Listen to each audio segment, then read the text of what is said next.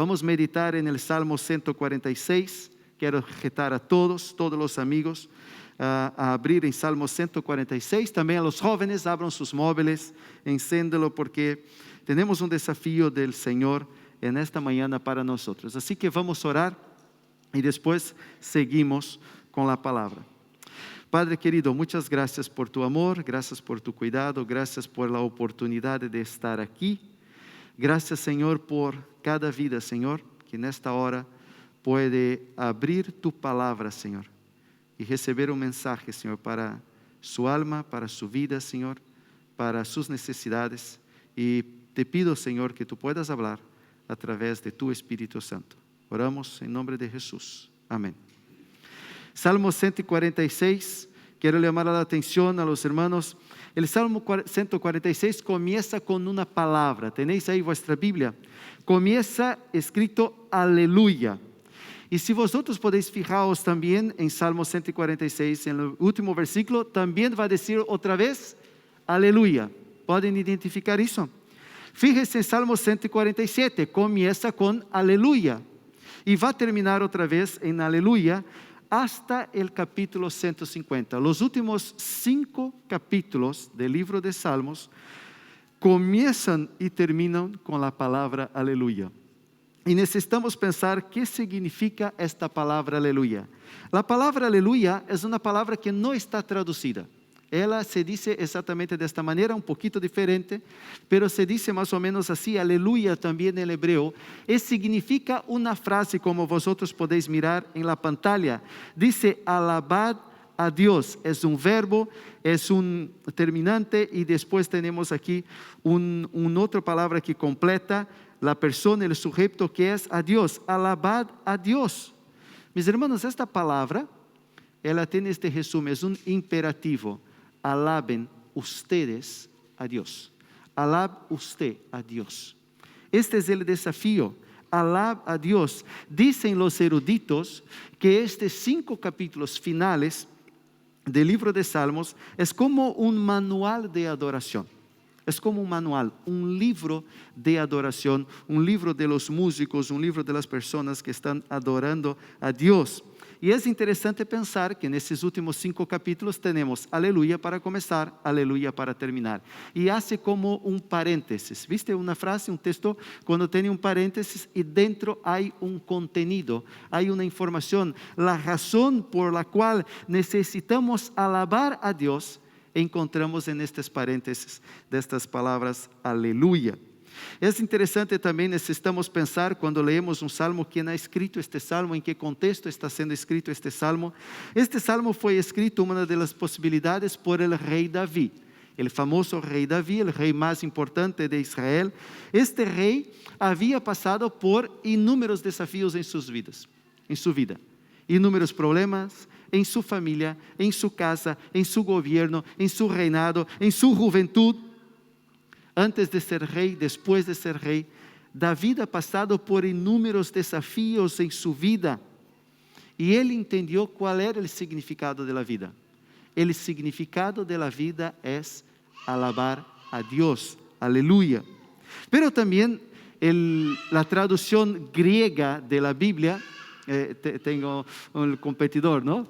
La traducción griega de la Biblia, la Septuaginta, ela também disse outra coisa, disse que quizás este salmo tenha sido escrito por Ageo e por Zacarias, estes profetas que vinieron exilados, que estavam em outro país, em outra cultura, passando também por situações difíceis, quizás sofrieron com a promessa de líderes, de pessoas, de circunstâncias, quizás falavam outro idioma, se burlavam de eles, não importa, o que importa é que estes profetas volveram a sua terra, y entendieron el significado de la vida delante de todas las pruebas, de todos los desafíos. El significado de la vida era alabar a Dios, era el propio Dios.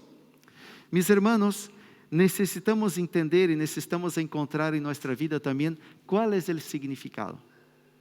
Si yo pregunto a vosotros hoy, ¿cuál es el significado de la vida para ti? Y la verdad es que ellos pudieron encontrar este significado y pudieron escribir estos salmos tan lindos para nosotros. Por lo tanto, la frase que resumen el capítulo, el mensaje de esta mañana podría ser: todo el creyente debe entender que Dios no es solamente una parte de la vida, sino el corazón, el todo de la vida. Dios no es solamente una parte de la vida, sino el todo, el corazón de la propia vida. Y en este salmo nosotros queremos identificar 4 razones o 4 significados de esta vida, de este creyente que entiende que Dios es el principal, es el corazón. Así que la primera razón porque la vida significa Dios, la primera razón es la vida significa alabar a Dios. Fíjense en los versículos 1 y 2. Alabad, oh alma mía, a Jehová. Alabaré a Jehová en mi vida y cantaré salmos a mi Dios mientras viva. Esta palabra interesante pensar, alabar. ¿Qué significa alabar? La palabra alabar significa un homenaje a Dios, un homenaje de sus criaturas, un agradecimiento por todos los favores y las bendiciones. Quizás podemos hacer también una diferencia. ¿Cuál es la diferencia entre alabar y adorar? Hay una diferencia. Alabamos a Dios por lo que Dios hace y adoramos por lo que Dios es. Voy a decir otra vez: alabar lo que Dios hace y adorar lo que Dios es. Es decir, es expresar acciones de gracias por sus acciones, por su vida. Y dice: alabad, oh alma mía. ¿Qué significa esta palabra alma? En el Nuevo Testamento muchas veces enseñamos eso, ¿no? Que el ser humano es cuerpo, alma y espíritu. ¿Sí o no? ¿Ya escucharon eso? El ser humano es cuerpo y alma. Algunos dicen, otros dicen cuerpo, alma y espíritu. Pero para el pueblo hebreo en el Antiguo Testamento, esta palabra alma no hacía una diferencia entre estas cosas. Era una cosa sola. Significaba el todo de la vida, el cuerpo, la alma, el espíritu, todo eso era una unidad vital. Y por eso la exhortación para nosotros es que toda nuestra vida completamente pueda alabar a Dios, pueda dar gracias, agradecer al Señor por lo que Él es y por lo que Él hace.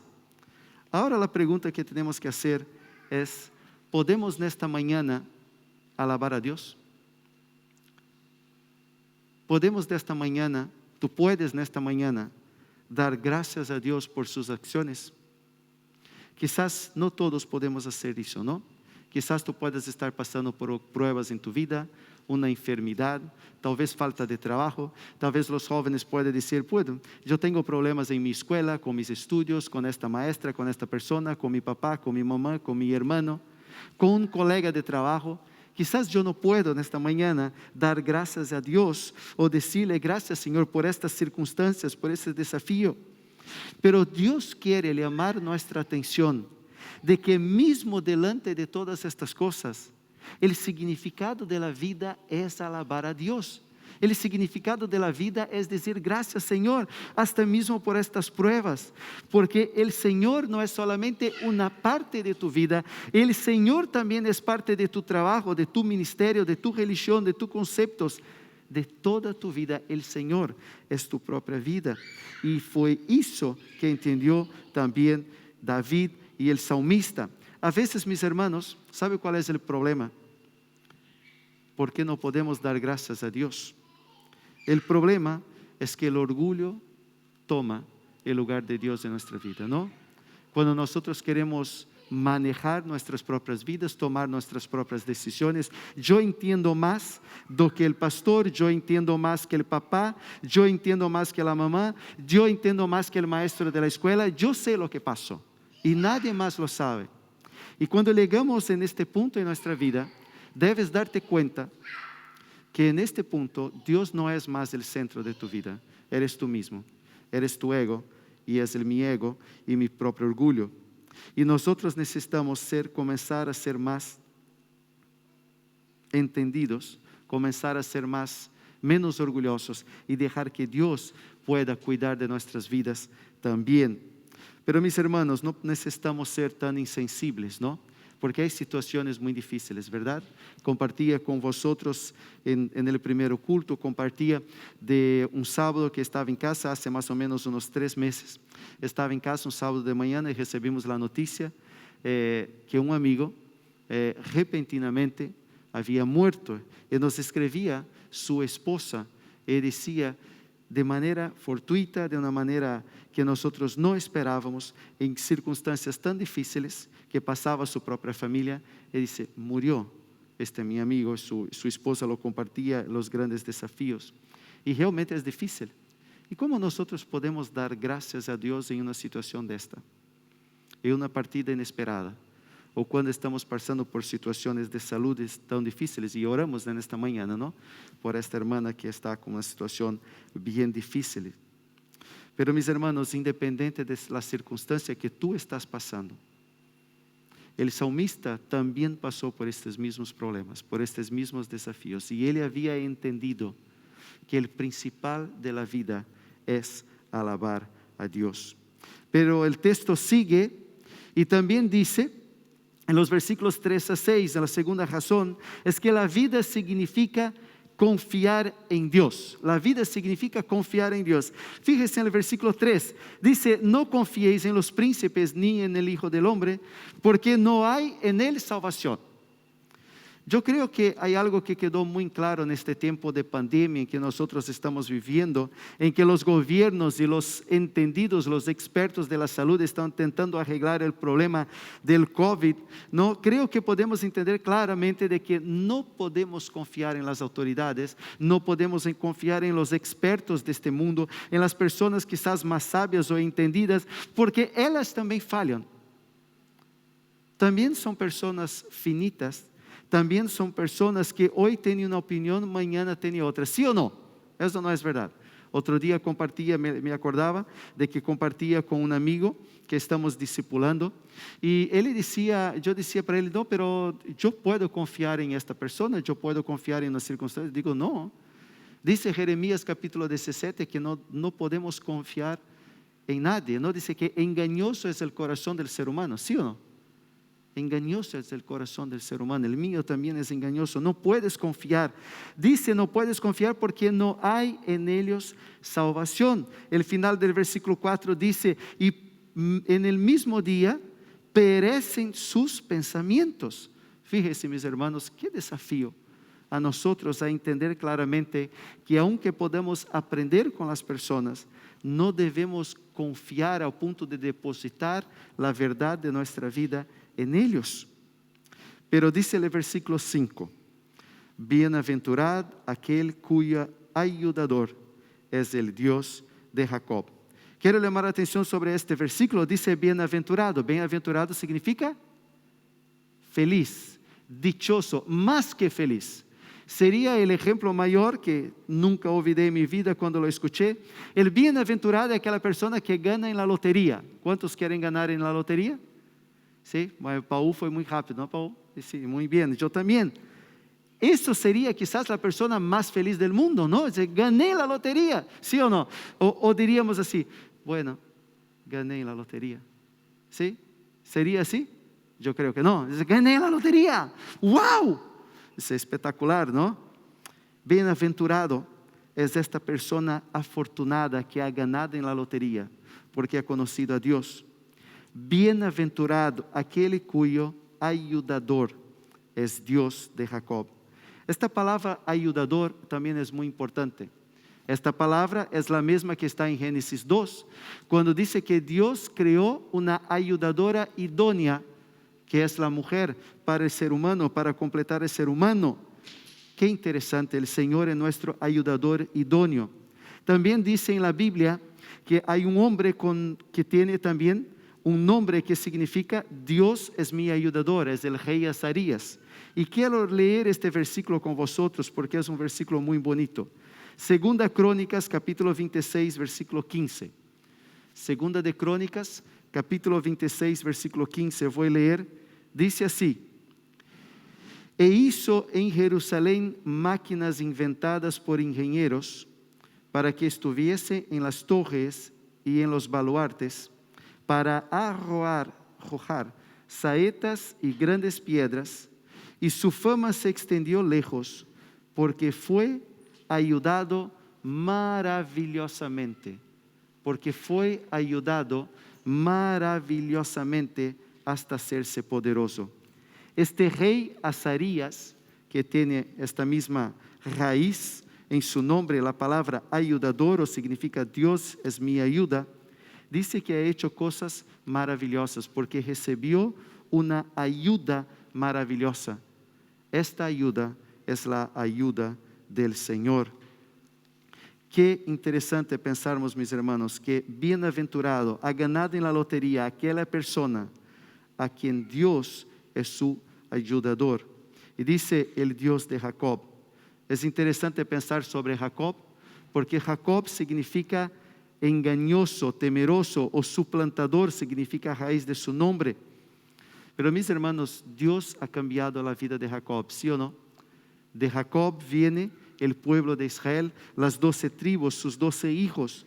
Y si Dios pudo ayudar a Jacob a que se tornara un hombre fiel al Señor, un hombre de fe, también puede ayudar a nuestras propias vidas. Por eso dice en Hebreos capítulo 4, versículo 16, acerquémonos pues confiadamente ao trono de gracia para alcanzar misericordia y hallar gracia para el oportuno socorro, porque Dios es nuestro ayudador también y nuestra esperanza. El tercer motivo, la tercera razón, porque Dios es del todo nuestra vida, podemos ver que la vida significa amar a Dios en los versículos 7 a 9. Dice que el Señor hace justicia a los agraviados, da pan a los hambrientos, Jehová liberta a los cautivos, Jehová abre los ojos de los ciegos, Jehová levanta a los caídos, ama a los justos, guarda a los extranjeros, al huérfano y a la viuda sostiene, y el camino de los impios trastorna. Mis hermanos, cuando nosotros pensamos sobre estos versículos, y quizás cuando tú piensas en este versículo vas a te dar cuenta que eso es el propio ministerio de Jesucristo. Jesucristo sanó, Jesucristo levantó los caídos, Jesucristo amó a los justos, Jesucristo libertó a los cautivos, Jesucristo ha hecho una obra maravillosa. Todo lo que nosotros necesitamos, ¿sí o no? E queria pensar sobre algo, sobre uma destas palavras, desta parte destes ministérios que tem muito a ver com nós hoje, e está no versículo 7. Dice que Jehová liberta a los cautivos. E eu creio que hoje, em nosso mundo, hoje quizás aqui nesta sala também, ou aqueles que nos acompanham por los medios telemáticos, podem estar cautivos de sua alma, ¿sí ou não? ¿Cuántos de nosotros estamos cautivos de su alma? Algunos pueden estar cautivos de sus pensamientos, viviendo en depresión, viviendo con luchas. Algunos pueden estar cautivos de sus pecados, viviendo día tras día con esos pecados y remordimiento sobre lo que están haciendo y están pensando y no paran, están cautivos. Cautivos de su profesión de fe. Muchas veces estamos cautivos de nuestras convicciones denominacionales más do que convicciones bíblicas. A veces estamos cautivos de nuestros prejuicios personales delante de las personas o en contra de las personas. Hay algunos también que están cautivos de su presunción, de su orgullo. La pregunta es, ¿en qué cautiverio tú estás? ¿Sabe cuándo nosotros podemos identificar eso? Y creo que quizás si ya has pasado por luchas en tu vida, si has pasado por depresión en tu vida, si has pasado por resentimientos, por remordimientos en tu vida, ¿sabe cuándo estás cautivo? Es cuando llegas a noche y te vas a dormir y tienes sueño, pero no puedes dormir. ¿Sabes por qué? Porque la cabeza sigue pensando, ¿sí o no? ¿Ya pasaste por esta circunstancia? Yo ya pasé por esta circunstancia muchas veces. La mente no para, aunque tú quieres dormir, pero estás cautivo de tus pensamientos. ¿Sabe lo que tienes que hacer para dormir, para descansar? Tienes que levantar un aleluya en medio de tus luchas, en medio de tu depresión, en medio de tus remordimientos, tienes que levantar un aleluya y decir: alabado sea el Señor, porque tiene mi vida en sus manos. ¿No? Dice, hay un dicho, ¿no?, que dice: quien canta los males espanta. ¿Se dice en castellano así también? Sí, también. Y bueno, portugués y castellano van bien, ¿no? Quien canta los males espanta. Mis hermanos, Salmo 23, versículos 1 a 3 dice: Jehová es mi pastor, nada me faltará. En lugares delicados pastos me hará descansar mi mente, y junto a aguas de reposo me pastoreará. Y fíjate lo que dice: confortará mi alma, confortará mi alma. Es tan importante pensar sobre eso, queridos, y es tan importante reconocer que el significado de la vida es amar a Dios. ¿Sabe por qué? Porque Jesucristo, cuando veio en este mundo, ha hecho todas estas cosas. Ha liberto a aquella persona que estaba cautiva de sus pensamientos, de sus enfermedades, de sus luchas, de sus necesidades espirituales. ¿Sabe por qué? Porque Dios te ama. Y porque Dios me ama, y por todas estas cosas, necesitamos recordar que la vida significa amar a Dios, y por eso necesitamos levantar un aleluya. Y el salmista entendió que este significado de la vida, de amar a Dios, y por eso desafía a cada uno de nosotros a que podamos en esta mañana levantar un aleluya y alabar a Dios. Pero por último podemos leer el versículo 10 y dice: reinará Jehová para siempre, tu Dios, oh Sión, de generación en generación. Queridos, esta declaración que está registrada en Éxodo capítulo 15, este desafío de nuestra vida de decir: reinará Jehová para siempre. ¿Sabe qué es interesante? Esta es la promesa que tenía el pueblo de Israel. Cuando el Mesías viniera, entonces sabrían que irían a reinar para siempre. Pero esta promesa hoy ya lo podemos vivir, porque el Mesías ya ha venido, Jesucristo ya ha venido, y nosotros que lo hemos conocido, estamos reinando con Él. Porque dice en Efesios capítulo 1 y durante todo este libro, de que reinamos con Dios en los lugares celestiales cuando ponemos Cristo como centro de nuestra vida. El gran desafío es que muchas veces Cristo no está reinando en nuestra vida. Está reinando mis conceptos, está reinando lo que dice el político, está reinando lo que dice aquella persona que es el ídolo de mi vida, está reinando los conceptos de este mundo, no está reinando Jesucristo en tu vida. Y este es un grande desafío que pasamos todos. Este es un grande desafío para los jóvenes, como yo, ¿no? ¿Quién está reinando en tu vida? ¿Es Cristo que está reinando en tu vida? ¿Son los conceptos de la palabra de Dios que nunca van a caer, que está reinando en tu vida? En el centro de nuestras vidas debe estar el Señor. Y esta es la promesa de Jesucristo para nosotros. Que un día vamos a estar y vamos a ver a Cristo reinar en este mundo. Y vamos a estar para siempre con Él también. Por eso, de generación en generación, nosotros necesitamos seguir alabando a Jehová y confiando nuestra vida en Él. Queridos, después de pasar por inúmeras frustraciones y desafíos, este salmista que ha escrito este maravilloso salmo para nosotros en esta mañana, entendió que delante de todas las cosas que podría pasar, Él debía levantar un aleluya. El salmista entendió que Dios no era solamente una parte de tu vida, no era solamente aquel momento en que vengo a la iglesia los domingos por la mañana, quizás al grupo de jóvenes al sábado, quizás en el grupo de hogar. Dios no era solamente una parte, Dios era el todo de la vida. Y creo, estoy seguro, que ha sido también este mismo sentimiento que ha entendido Pablo cuando escribió en Filipenses capítulo 1, versículo 21. Porque para mí el vivir es Cristo y el morir es ganancia.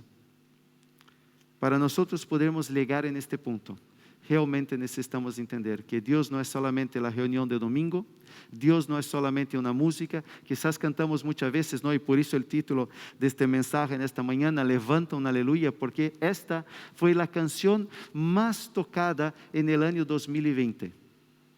la canción más tocada en todas las radios en el mundo y quizás aquí en España, en el campamento también, ¿verdad? Sí, ¿no? Fue en el campamento, fue la canción más tocada.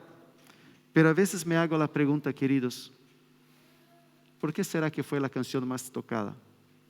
Yo creo que tenía una buena melodía, ¿no? Era guay, era una canción nueva. Pero también estoy seguro que quizás esta canción representa mucho lo que nosotros vivimos. En medio de luchas, en medio de dificultades, de cosas que no están en nuestro control, en medio de la cautividad, que estás presos en nuestros pensamientos, en nuestras luchas, necesitamos levantar un aleluya. Necesitamos entender que Dios no es solamente una parte de la vida, Dios es el todo de nuestra vida.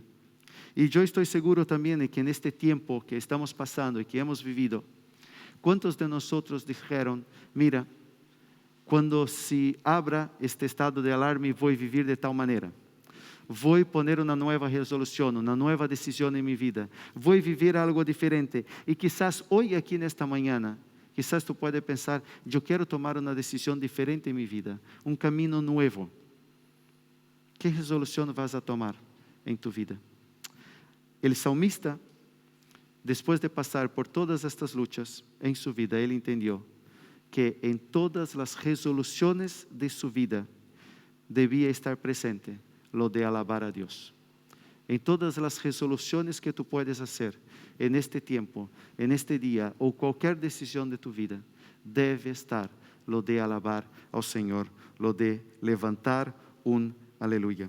Así que quiero desafiar a los hermanos que en este día y en esta semana puedan reconocer de que necesitamos alabar al Señor, de que necesitamos levantar un aleluya en medio de las luchas, de los desafíos que podamos estar viviendo. Confiar en el Señor. ¿Por qué? Porque Dios no es solamente una parte de nuestra vida, sino el todo de la vida. Amén. Vamos a orar.